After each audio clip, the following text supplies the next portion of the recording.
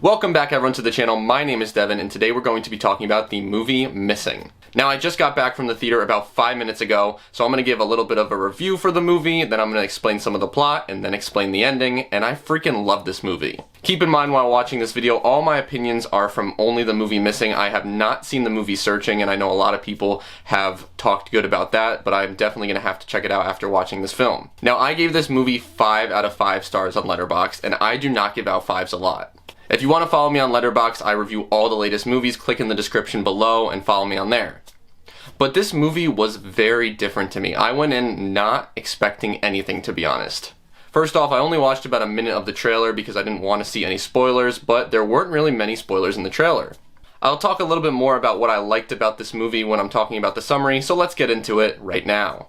First off, the movie's main focus is between the two characters, Grace, who is the mother, and June, who is the daughter. The opening scene is a flashback scene from 2008 showing June and her father playing. Also, something to note is that the home video ends right after June's father gets a bloody nose. We soon find out that her father had passed away from a brain tumor.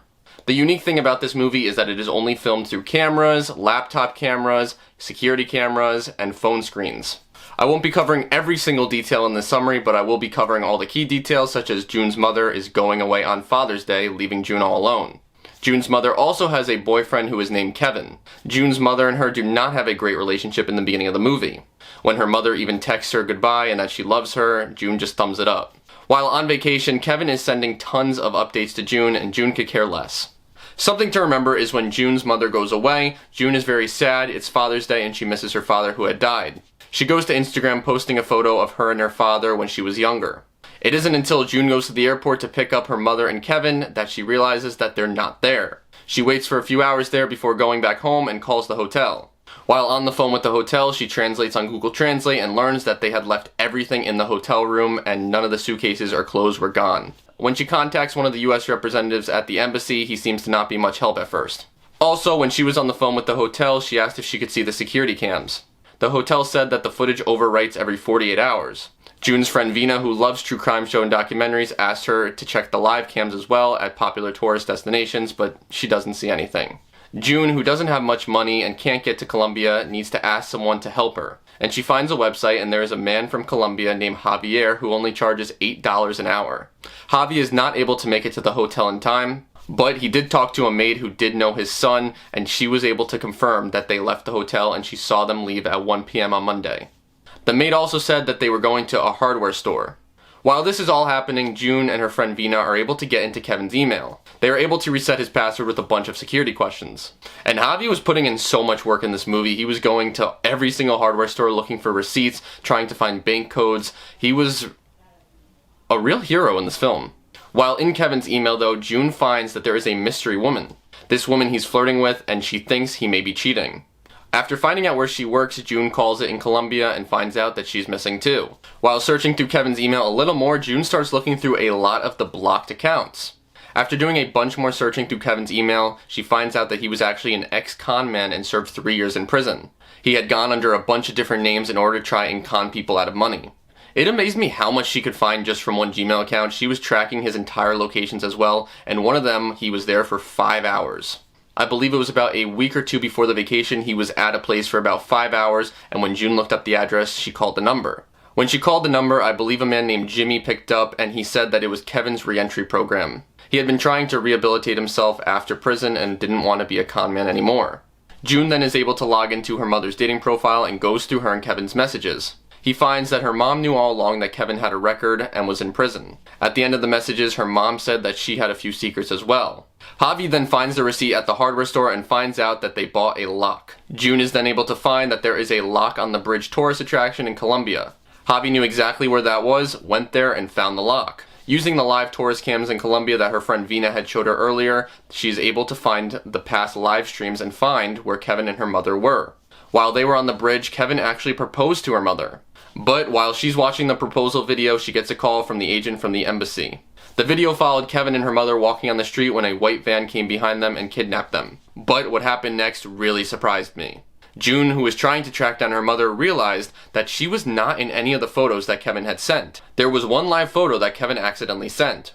But in this live photo, the woman on the plane who turns around that looks exactly like her mother from the back is not her mother. The next news montage was honestly one of my favorite parts of the entire movie. They talk about how her mom most likely never left Los Angeles.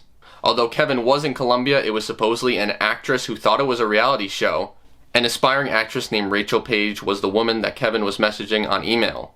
She thought the whole entire thing was a reality show and wasn't in on it. Uber had no report of the trip to the airport, and the car had no plates as well. Now, while all this was happening, I was like, okay, this movie's gonna go next level, and it really did to me. The news also revealed that her mother did have a different name as well, but through a court-sealed document, the name was not to be revealed. Now, I like that they had all the TikTok live conspiracy people and all the TikTok conspiracy people who think they know everything about crime in this movie. I was just laughing through this part. The representation of social media like TikTok, Instagram, and all that was one of my favorite parts of the movie as well because it felt so real. It wasn't like it was some knockoff social media sites and felt like it was in a different world. It felt extremely real life. June then goes into Kevin's email again and finds that there is an encrypted message service. She is able to get into this encrypted messenger service that deletes messages every 24 hours. There are two conversations, one that was 24 hours old and was gone, and another that had some messages.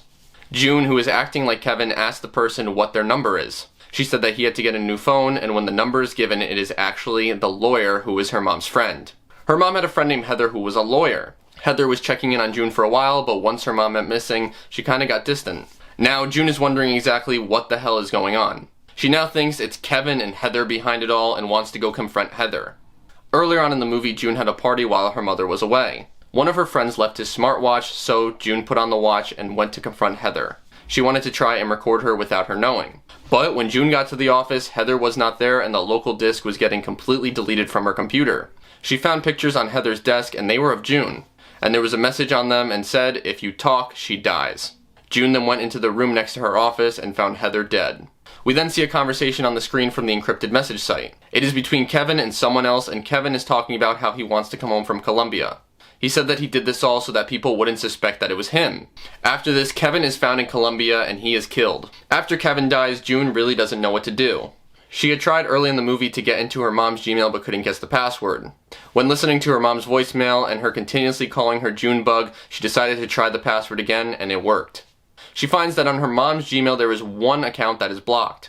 The email says, "Found you," and that she deserves to know. Now June is extremely smart. She goes to Kevin's email and types in the same exact email and finds one email with a bunch of security cameras. While looking through the security cameras, one room really stands out. This room is the same room that is shown in the first scene in the movie where June and her father are playing. While she's looking at the security cameras, she gets a call from Jimmy, the church guy from earlier on in the movie who was helping Kevin. Jimmy says that there is so much to explain and he shows up on her doorstep. When Jimmy takes his hood off, it is June's father. June lets him in and he tells her that her mom's real name is Sarah. He claims that her mom kept him away from her, and even lied to get him into prison. But the next few scenes were some of my favorite in the entire movie. The movie then cuts away to an extended version of the home video that was taken. After June's father got a bloody nose, her mom and him got into a fight. It turns out that this bloody nose was not anything to do with a brain tumor, but he was doing drugs and was an abusive father. We find out that the dad was crazy and spent 10 years in prison for drugs and abuse allegations. In a phone call, we hear that June's mother had found drugs in the house, and she kept it there and called the police on him. He was put away for 10 years, and it turns out that it was the same exact prison where Kevin went. So it turns out that Kevin was really in on it the whole entire time. He brings June to this house and ties her up, and we find out that her mother is alive. When her father goes to try and take the mother outside, the mother is able to escape and get into the room with June. The father then comes upstairs and locks both of them before going outside. It is at this moment where June realizes that she is still wearing that watch. There is no internet connection and it needs to pair with the phone, but WhatsApp does work, and that's what Javi and her use. But Javi denies the call at first because her and June were not on good terms. She had yelled at him and told him that he was the reason why his son was not in his life. But Javi eventually does answer and she apologizes. June tells Javi to go onto her Instagram and find that photo, the Instagram photo she posted earlier on in the movie that had the address of the house from when she was little. Javi then gives her the address, but before she is able to communicate more, the watch dies. The father, who heard there was a phone call going on, came up, took the watch, and actually shot the mother. With her mother on the ground, the father tries to tie up June, but her mother grabbed a piece from the mirror that broke when she was shot and stabs the father in the neck.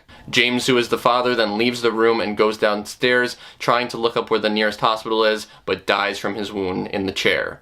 June then remembers that she had her laptop and her phone on when she was taken by her father. And she remembers exactly where the security camera was in the room. She is able to call for Siri through the security camera to get a call through to the police on her phone. Now the next shot I really loved because it was one of the few shots in the movie that wasn't on a phone or a computer screen. It was police raiding the house and finding June and her mother, but it wasn't them because it was actually the true crime show. They had made a true crime episode like June and her friend had been watching earlier on in the movie to represent the events that happened. And it turns out in the end that June's mother actually survived. Just like the episodes they were watching earlier on in the movie, their case is now in unfiction. It also turns out that June and Grace kept in touch with Javi and he reunited with his son. In the end, June is talking to her mother on the phone, and when she texts her, "Love you," her mom puts the thumbs up just like she did when she left for Colombia. And the movie ends with Grace and her mother's relationship being fixed. Now, this movie was an absolute roller coaster. This was my initial reaction right from the theater, and that was a lot to recall. Now, like I said, I haven't seen the first movie, Searching, so let me know in the comments if I missed any Easter eggs and stuff like that. I'll most likely be watching that this week. Now let me know in the comments what you thought of the movie Missing. Let me know any details that I may have not have noticed that you did. And I hope you have a great day and see you guys in the next Ending Explained video. See you later.